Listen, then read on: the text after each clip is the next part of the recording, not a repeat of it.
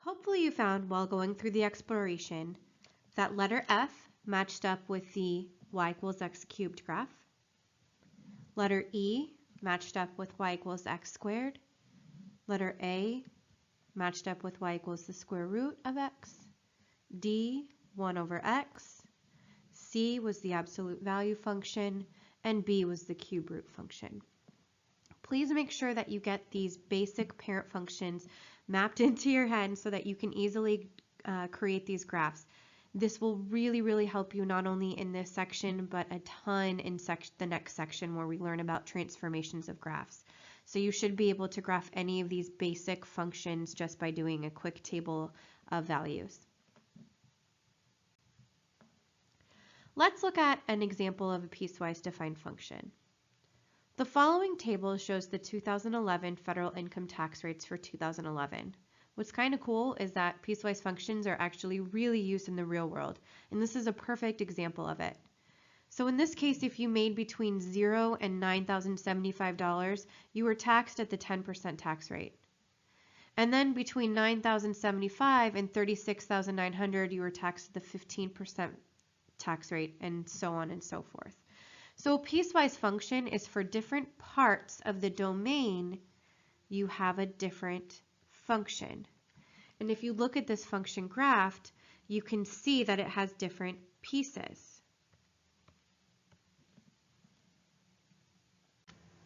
A function that is defined by different pieces on different parts of its domain is called a piecewise defined function. So if we look at this example, we can see here we have a piecewise defined function that has 3 separate pieces. You use the formula 3 over x minus 4 for all x values that are less than or equal to -2. You use the formula 7x minus 8 for all values of x that are between -2 and less than or equal to 5. And you use the formula -11 if your x values are larger than 5. So let's actually plug in some values or substitute in some values of x and see how to evaluate this type of function. For the first one, f of 0, so this means that our x value is 0. Looking at the 3 pieces, 0 falls in this piece of the domain. It's between -2 and 5. That means we will be using the 7x minus 8 formula to evaluate f of 0. Plugging in 0 for x, we get 7 times 0 minus 8, which is -8. Looking at f of -6, this means our x value is -6. Going into our function, we can see that -6 are values of x that are less than or equal to 2. That means I'll be using this part of the function. So f of -6 equals 3 over -6 minus 4, which is -3 over 10. Going to f of 8, that means our x is 8. 8 is larger than 5, so I'm using this part of the function, which just means that f of -8 is -11. Now, f of -2.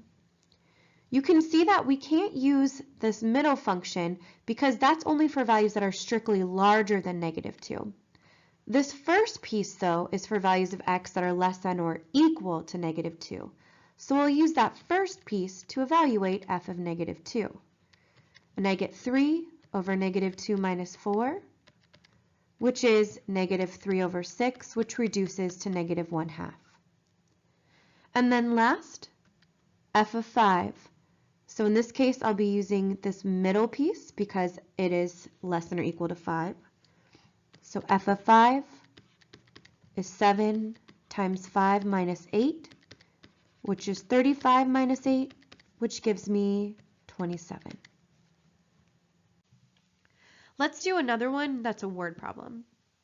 A cell phone company uses the function below to determine the cost C in dollars for G gigabytes of data transfer. So we have C of G equals 25 if so the gigabyte usage is between 0 and 2, and 25 plus 10 times G minus 2 if your gigabyte usage is 2 or above. So if you've used less than 2 gigabytes, you're charged just a $25 flat fee, And if you've used more than 2 gigabytes, you're charged at this rate. So let's find the cost of using 1.5 gigabytes of data. So that's going to be the cost of 1.5 gigabytes. That means that our G value equals 1.5. So G equals 1.5 puts us in this piece between 0 and 2. So that means that the formula for that is just 25. So the cost of using 1.5 gigabytes is $25. Now let's find the cost of using 4 gigabytes of data. So now my G value is 4, which puts us in the second part of this formula. So that's 25 plus 10 times 4 minus 2. That gives us 25 plus 10 times 2, which is 25 plus 20, which becomes 45. So we can see that using the cost of using 4 gigabytes of data is $45.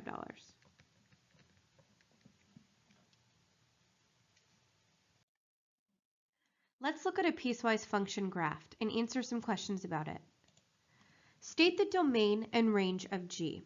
We can see that G has 3 different parts. Finding the domain. So again, domain are all of the different possible x values. So looking at this domain, based on this arrow, we can see the smallest x value that this function takes on is negative infinity. And it looks like every single x value has at least one y value that it goes to until we hit -2, and we might have an issue. But it looks like at -2, it does have a y value that it goes to. So we're okay. We don't have to break up our interval. Again, every single x value has a y that it goes to until we hit 3. And at 3, we have this issue where we have an open circle above it and below it. So that means that there is no y value that goes with x equals 3. However, all of the values up to x equals 3 have at least one y value that they go to. So we'll close that interval up at 3. And then from 3 all the way up to x equals 7, those also all have y values that they go to. So not including 3 since there's an open circle there, and then we'll close it up at 7 and there's a closed circle there, so we'll use our brackets. For the range, those are looking at the possible y values. So the smallest y value because of this arrow is going to be -infinity.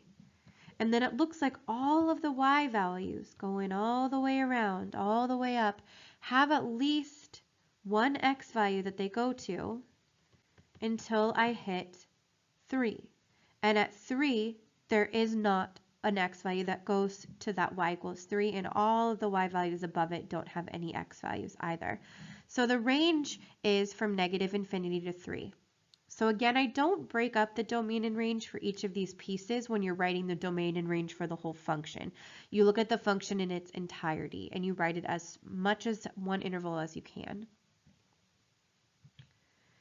Evaluate G of 6. So G of 6 means your x value is 6, find the y value. So when x is 6, we're right here, so the y value is 2. Evaluate G of -2.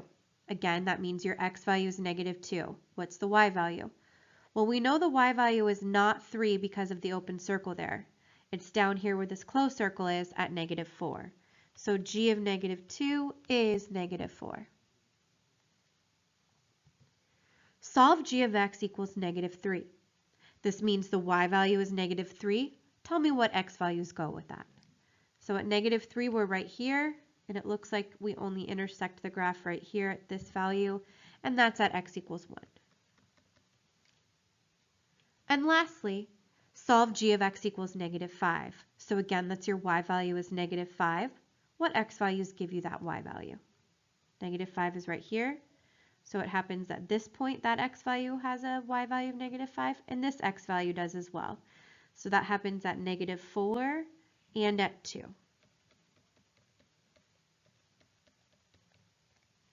Now I know that finding the domain and range of these piecewise functions can be a little tricky for some students, so I really I really recommend that you go, and if you're needing some more examples of this or just to kind of get some more practice, this is a great website that kind of goes over the same concept that I just talked about if you're needing a little more remediation on this.